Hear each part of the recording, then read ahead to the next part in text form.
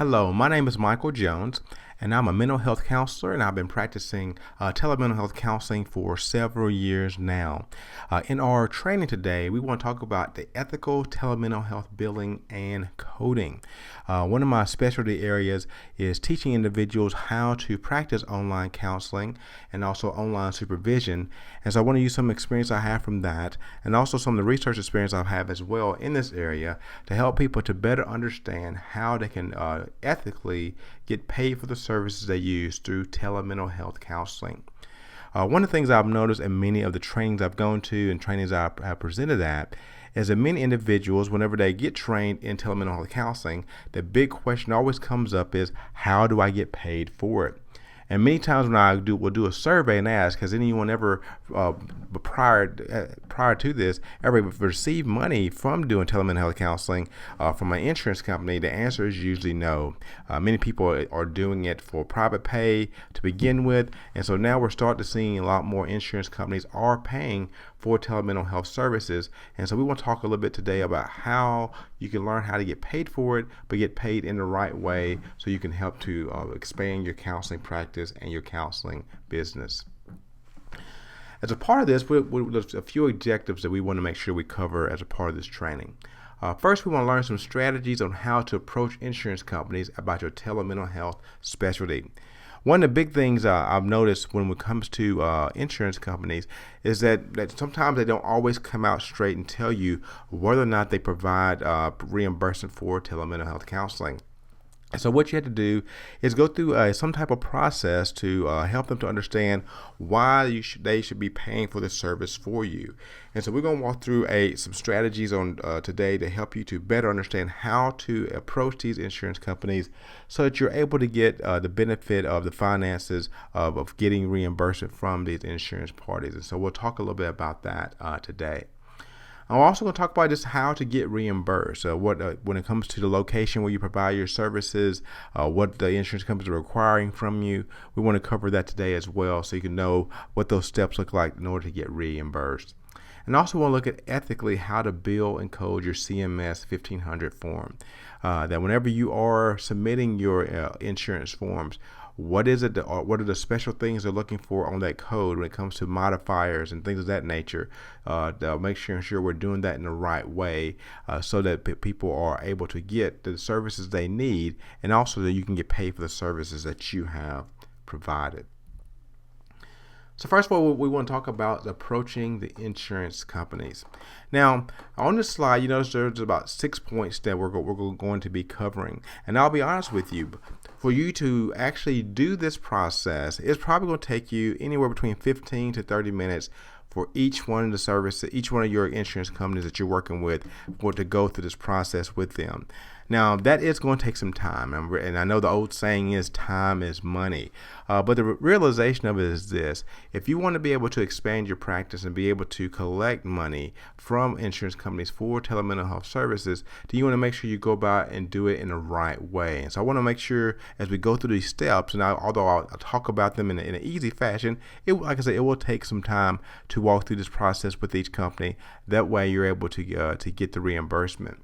Now, with the steps I'm going to give you here, my suggestion for you is to start looking at all the insurance companies that you are paneled with already, or the ones you plan on getting paneled with, and then just sit down one day a week and go through this process one day each week to go, and with each one of the panels you're on until you've gotten through all your panels. And if you do that process, I think it'll be a lot easier way for you to go through this versus trying to sit down in one day and talk to all of them. You won't get to see any clients that day, obviously.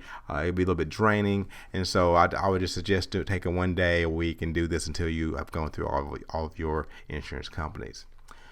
So first of all, you're going to call your credentialing representative to see if they cover telemental health services. And some of them are going to tell you off the bat yes, some of them are going to tell you no, and some of them are going to tell you that they don't know. And the reason why there's so much confusion about that is that even though some companies may actually provide and pay reimbursement for telemental health services, they don't. That's not one of the first things on their mind. For many of these companies, when they think about mental health, they're thinking about a traditional setting where the client comes to the office and they sit down and talk with you, and that's what their mindset is really based on, and that's what they're thinking about. And so we're changing the paradigm here. We're shifting the paradigm here quite a bit. And so for these individuals, when you're talking to them, you want to make sure that they know that you're talking about telemental health or telebehavioral health, whatever term they're using. But telemental health is the most known term for this. And so you're going to call that the representative there. Next, what you're going to do is you're going to justify your services being medically necessary. There's several different reasons why these services can be medically necessary. It could be a situation where you have a client who has extreme social anxiety, and for them to come into your counseling office is going to cause more problems for them to do that. Rather for them not coming to your office, it's better for you to meet with them through telemental health services. And so what I'm doing here is I am building a case. I'm helping this insurance company to know exactly how I plan on doing this process and building a case for services so they can have an easier decision determining whether or not these telemental health services are going to be covered or not. And so maybe this is extreme anxiety they're dealing with. I know recently I had a client that called, and one of the things was they were looking for, I live in a very rural area, and they were looking for an African-American male therapist. That was important for them to have an African-American male therapist. Well, I happen to be one of the few in the area who's an African-American male therapist, and I actually took this person's insurance. And so for them, it was very hard for them to find the right person. So when they called me, they wasn't sure if I could do the telemental health because they lived probably about an hour or so away from me. And so when I called the insurance company, the first thing I came out with, I talked to them about telemental health, and I talked to them and told them that, hey, this is one of your clients. This is one of the people who's paying for insurance through your company. This is what the problem they say they're dealing with, and they have sought me out, and they want me to be able to provide services for them, but I'm too far away, and I'm trying to look at the benefit for this client. And so once again, I'm continuing to build this case. I want this person, this insurance company, to know that their client is in need of special services that I'm able to provide. But the unfortunate part is I don't live in their area, and I want them to be able to get the services they need. And so once again, I am continuing to build that case to let them know that I am able to do what they need for this client. This is what this client is looking for, and how can we work together for the best benefit of the client. And so I'm going to make sure in everything I do in this process, I'm looking towards benefiting the client the best way possible. After that, I'm going to discuss the training that I went through. When I originally got licensed to do telemental health counseling, it was several years ago.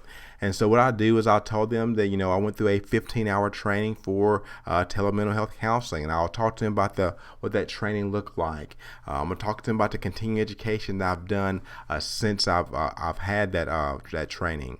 I'm nationally certified in distance counseling, and so I'm going to mention that to them as well. And the state that I live in also has a specialty license in distance counseling or in telemental health counseling.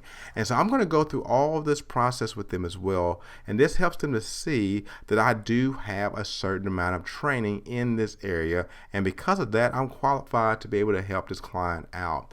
And so I'm doing this. I'm going to make sure I'm painting this picture because now they see that the client needs services. They see that I have the training and that I know what I'm talking about. This is, once again, I'm helping them to see that I may be a good person for them to work with to provide the services for their client. I'm already in network with them anyway, and so this once again kind of raises the bar a little bit. If they want to be able to see my certifications, I have no problem sending those in to them and let them see that. And that once again can put them at ease that once again I'm practicing ethically for them. Another thing is being specific about the modality of service that I'm going to use. One thing that that's out there when it comes to telemental health counseling, we see some people use video-based counseling, some people use email-based counseling, some people do text-based, whatever the case may be. when it comes to providing services, I want to let them know upfront what my specific plan is going to be on reaching the client. And so for me, my default for any client I work with is going to be video based. That's the one I always go back to over and over again. And the reason why I do this is that many insurance companies will reimburse if it's video based. And I also want to, and I also kind of make the argument that it keeps this session to be as close as possible to what a traditional session would look like. I can see the client's face, they can see mine. It's in a live session, and once again, what this is doing is building up some rapport between me and this insurance company. So once again, that trust factor can be there. And then after I chose this modality of service, the next thing I'm going to do is going to discuss the methods I use to protect my client confidentiality. So I'm going to talk to them. So if I'm using like a video-based service, I'm going to find one that is HIPAA secure software. I'm going to tell them about the HIPAA security that I'm using. The encryption levels, I'm going to talk to them about the encryption level of the software that I'm using whenever I meet with the client. If I need a business associate agreement, I'm going to let them know that I've already got one of these signed with this company, and it's on file. If they would like to be able to see that, I can provide that for them as well.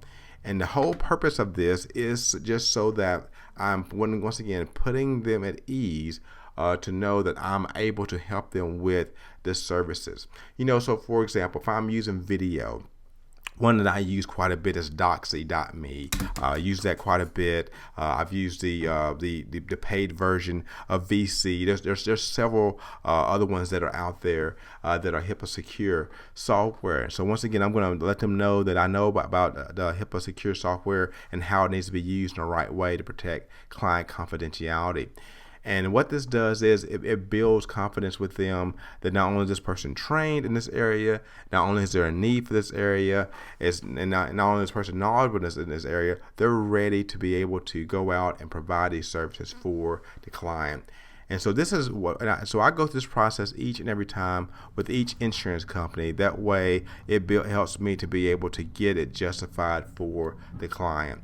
So even though they may not traditionally provide reimbursement for telemental health counseling, by me approaching them this way, this gives them a lot more reason to tell me yes, that we will reimburse for services. So now I've gone through that process. I've gone through these first 5 steps here. The next thing I'm going to do is, as you talked about in graduate school, is I'm going to document everything. I'm going to document who I talked to that day about reimbursement for telemental health services. I'm going to get their name. I'm going to find out what the position is in the company. I'm going to get the date that we talked, the time that we talked as well, and I'm going to make sure I have everything documented on my end. That way, if there's ever a question or if I ever get get rejected on a claim, I'm able to call the insurance company and be able to say, this is the person who I talked to.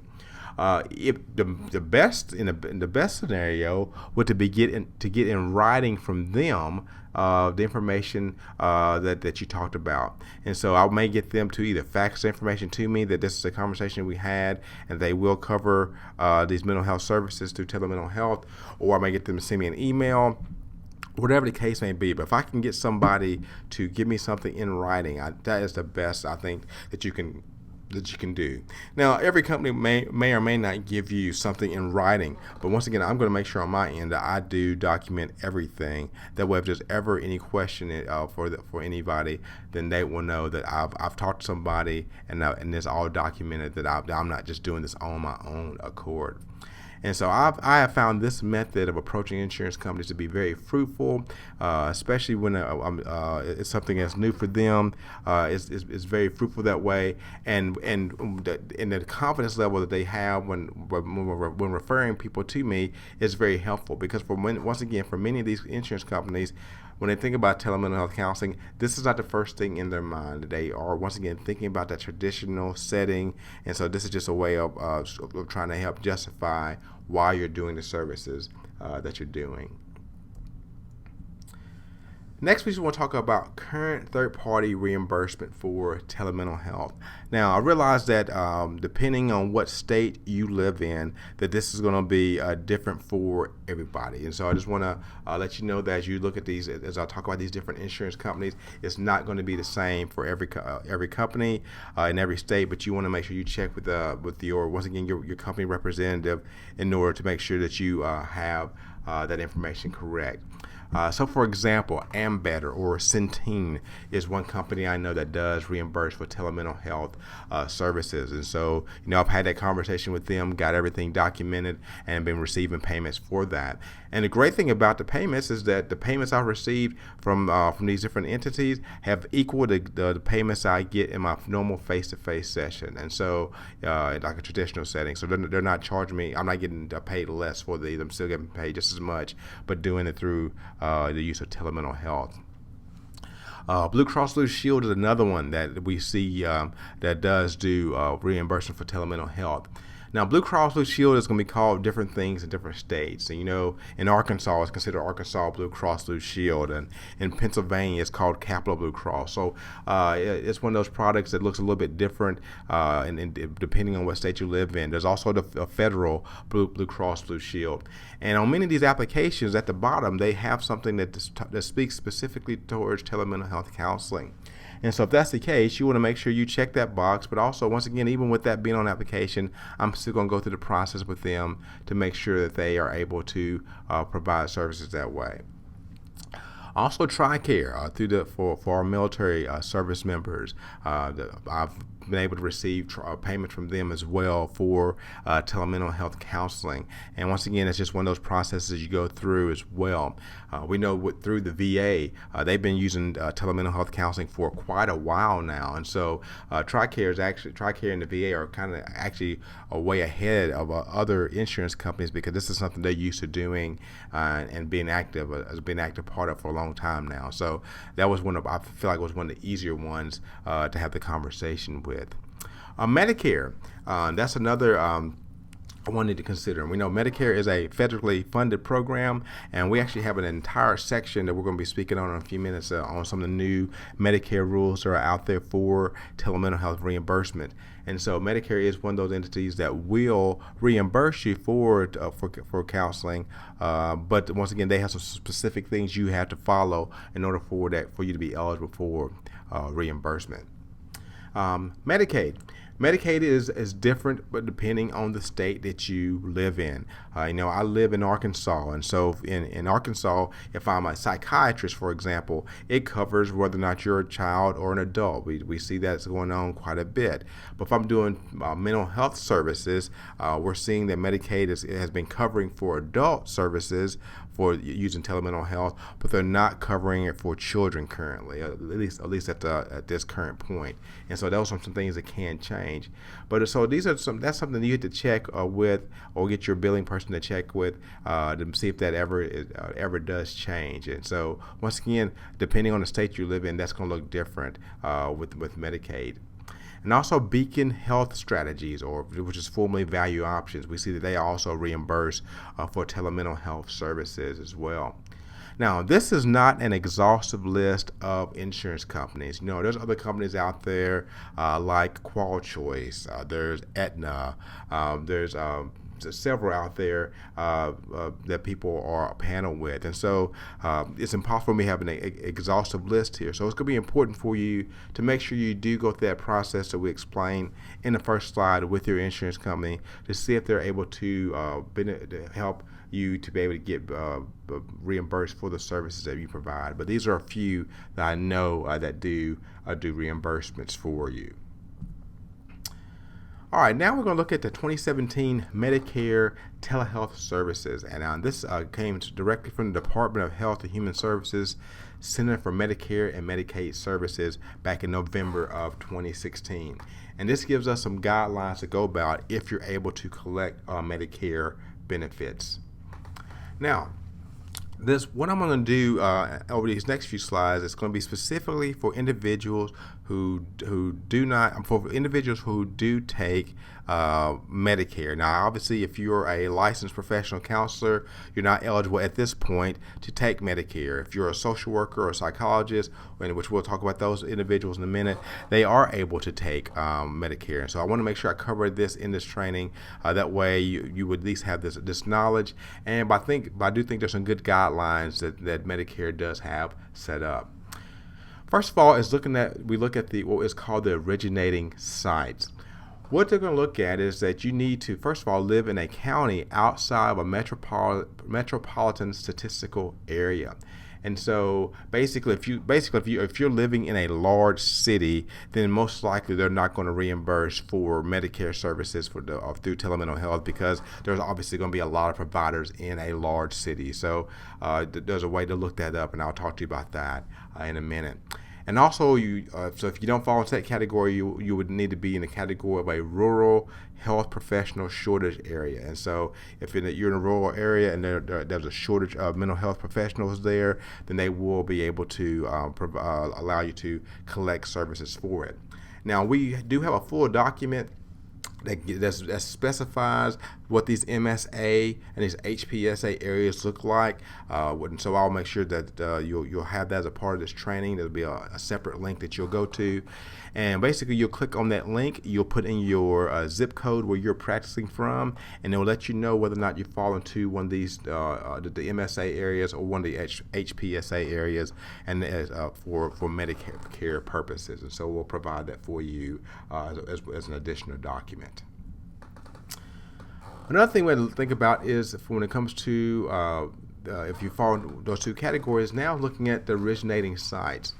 And what they're saying about these next few places is that for these originating sites that's authorized by law, these are sites where both the client and the clinician have to be in order for telemental health services to be provided. And once again, we're still talking specifically about Medicare.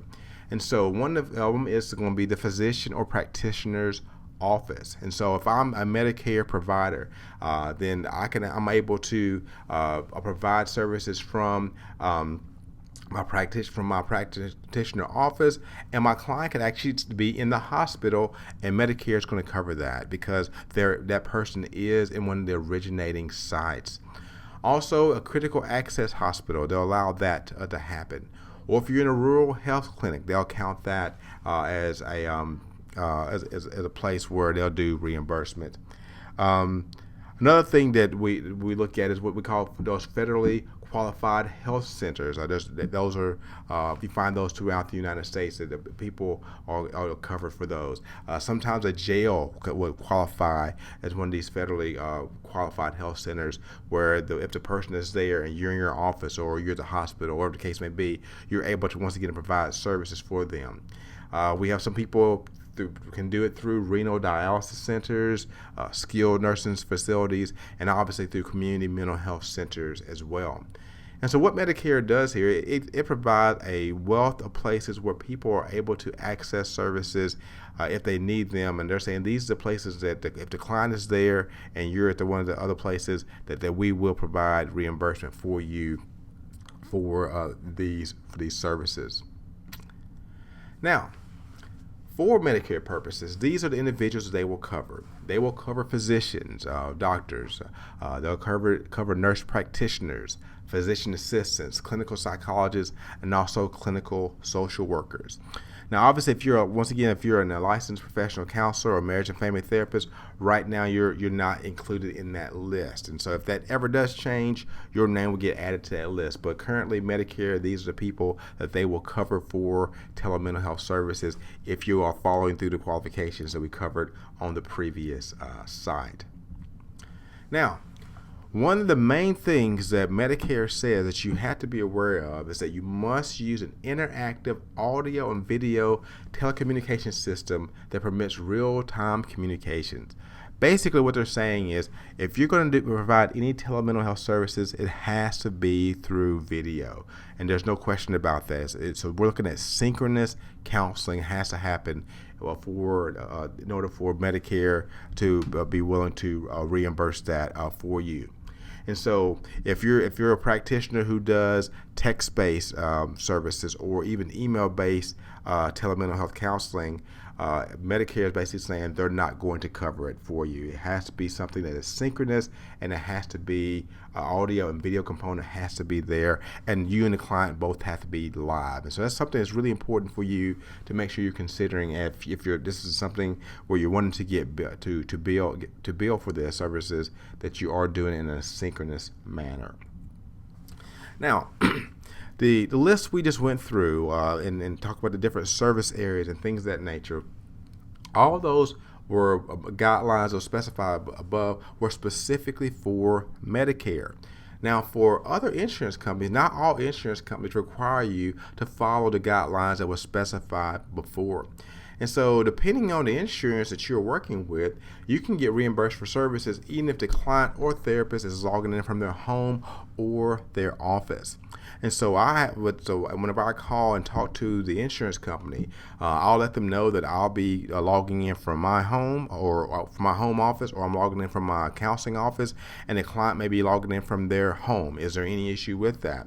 And once again, as long as they know that that we're doing it in the right manner, there's not any questions that's being asked there. But once again, I do provide the information for them. That way, it doesn't sound like anything is secretive is going on, and they get a better understanding of what exactly services I'm going to be providing for them. And so with that is, for me, it's been very helpful for them to know that I can be in my office in a clinical setting. My client can meet me from their home, and it works out well like that.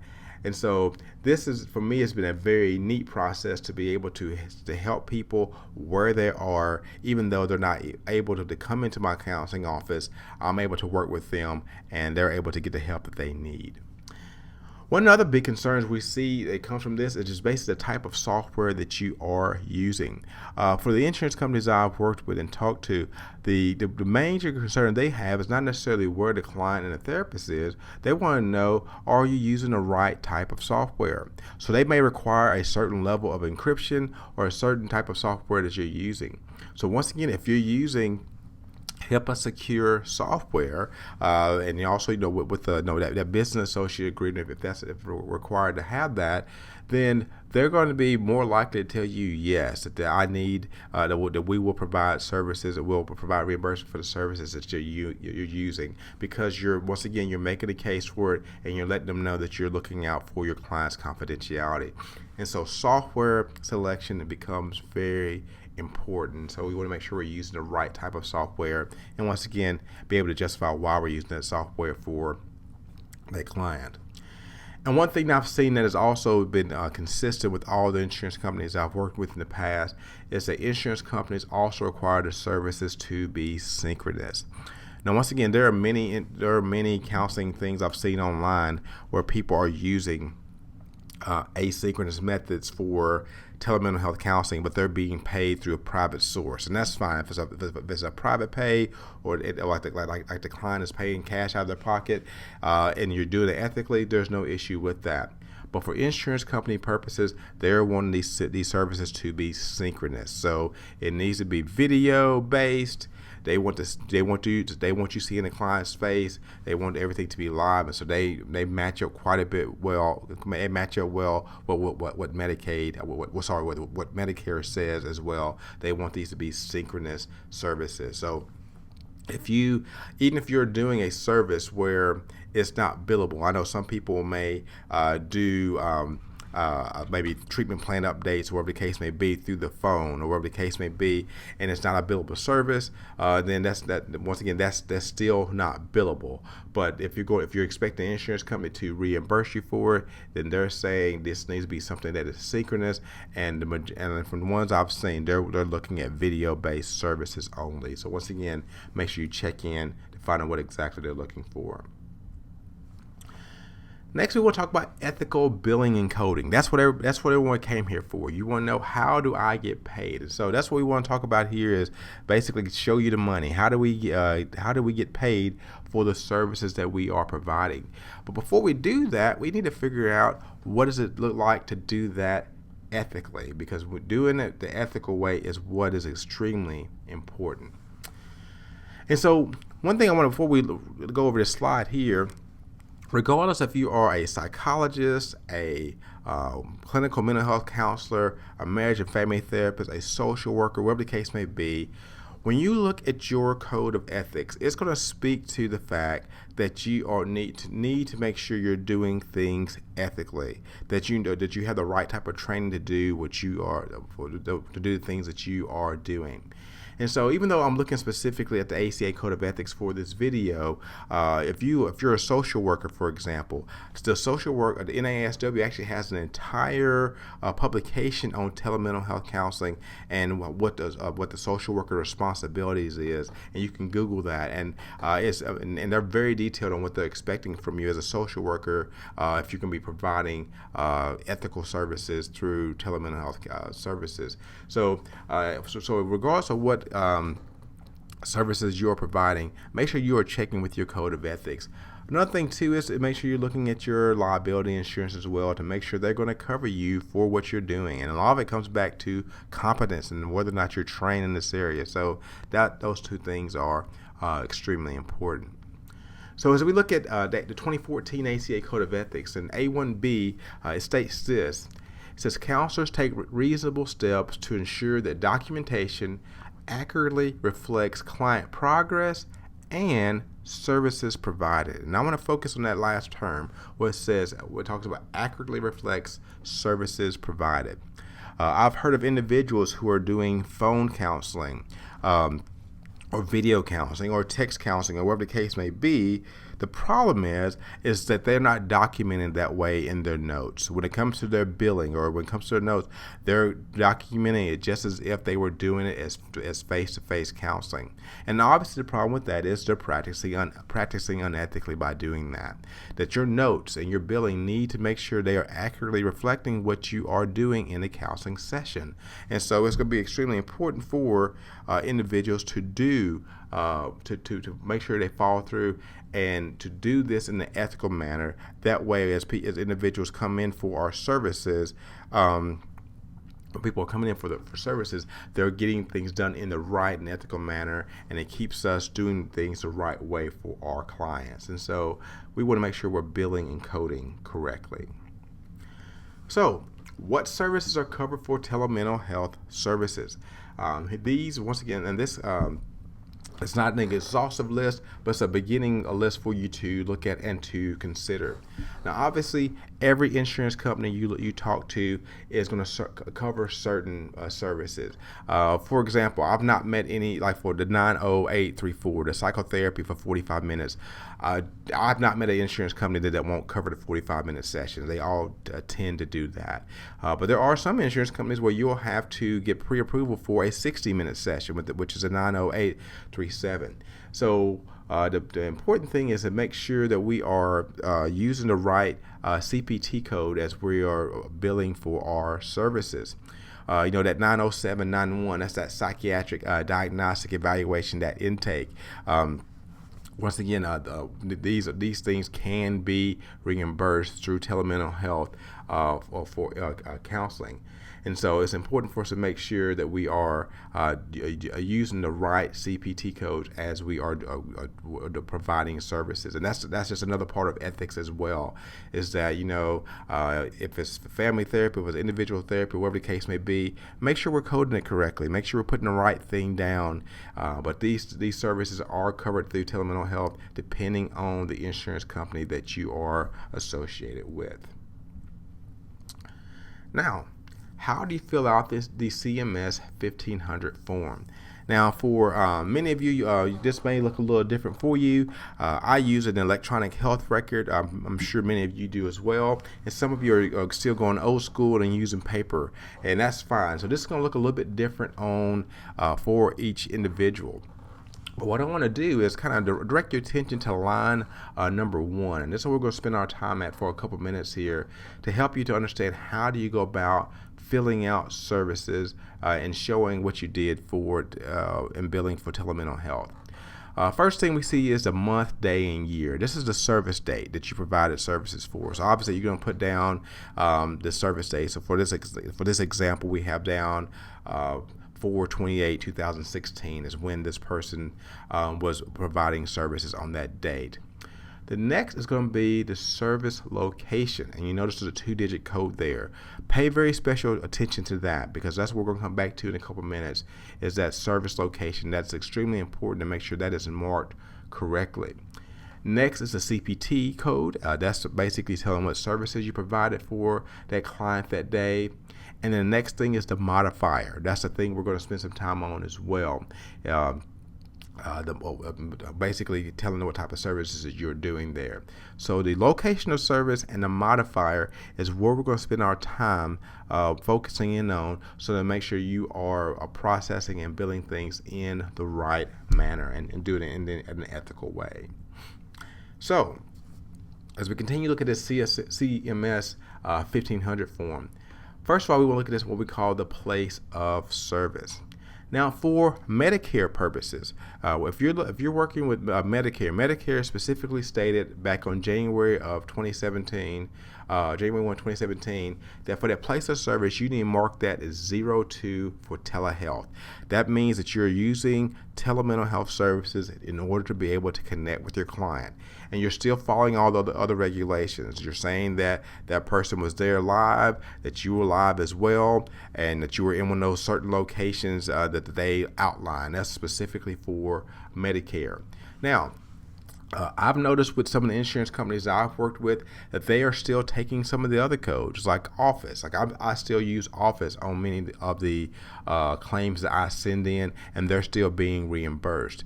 Or if you're working in community mental health, 53 is another number that could be used as well. And so what I would tell you to do is to make sure you contact your insurance company, as I mentioned before, and ask what do they prefer. If they want you to go with the 02, the telehealth code, then that's what you need to make sure you have down in that place of service, and make sure that's done correctly. Because if you code it the wrong way, they're going to send it back, and then you have to go through the whole process of resubmitting your claims. Now, I know no one enjoys doing that, and so the place of service is important. Next is going to be the Telemental Health modifier.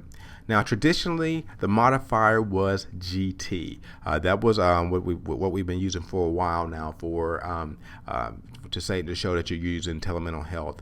Now, I still use GT for many of my insurance companies because that's what they tell me to do, and that's what they're following. But if you notice, if you're using Medicare, the one that's the January 1st date of 2017, they're saying they want you to use the modifier of 95. And so that's what you want to make sure you're using. So if I'm a Medicare provider, my place of service is going to be 02, and my telemental health modifier is going to be 95. And so if one of those are off in any way, then that is going to get kicked back to you. So you want to make sure those are done in a proper manner.